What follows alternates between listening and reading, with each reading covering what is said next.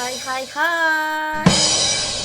Alam niyo mga kapilas, bilang isang ina na OFW, ito yung pinakamahirap para sa akin. Ang umuwi at ang bumalik ulit. Ang sarap bumalik sa bansa natin dahil makikita natin ang pamilya natin, lalo-lalo na ang mga anak natin.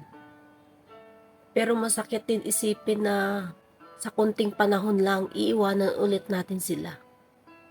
Napakasakit bumitaw, lalong-lalo na kapag may pangarap ka sa buhay.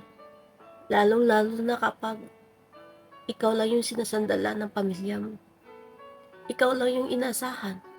Minsan, tinatanong ko rin ng sarili ko, bakit kailangan ko pa umalis ulit? Na kailangan ako ng aking mga anak. Sana naging mayaman na lang ako. Nang sa ganun, hindi naranasan ng mga anak ko na mawalay sa akin. Lumaki na walang ina. Sana naging katulad na lang ako ng iba. Nakapagtapos ng pag-aaral, may supisente na trabaho sa Pilipinas. Nang sa ganun, hindi namin naranasan ang ganitong klaseng buhay. Na ilang taon, bago magkita at magsama, kami mag-iina. Para wala nang umiiyak, wala nang nasasaktan tuwing umaalis ako ng bansa. Pero bilang isang ina na may pangarap sa mga anak, napakasakit magpaalam sa tuwing ako'y aalis. Pero wala akong magagawa dahil ito lamang ang paraan kung paano ko sila maiahon sa buhay. Na kahit pa dinudurog ang puso ko sa tuwing kami maghihiwalay, na muli ko naman sila iiwan at ilang taon naman kami magkikita. Sobrang sakit. Sobrang hirap magtago ng emosyon para hindi ka nila kaawaan.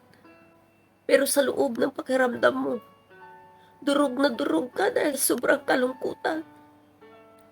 At sa tuwing na makikita ko sila sa kamera, gustong-gusto ko silang yakapin. Gustong-gusto ko umiyak. Pero kailangan ko magpakatatag. Kasi gusto ko makita nila na matatag ako. Malakas ako. At sa ganun magkaroon din sila ng lakas para sa akin. Ganun pa man, naniniwala ako na ang lahat ng ito ay mayroong hangganan. At darating ang araw na magkakasama-sama kami muli at hindi na magkakahiwalay. Alam kong hindi ako pababayaan ng buong may kapal sa aking mga pangarap, sa aking gustong mamithi para sa aking mga anak.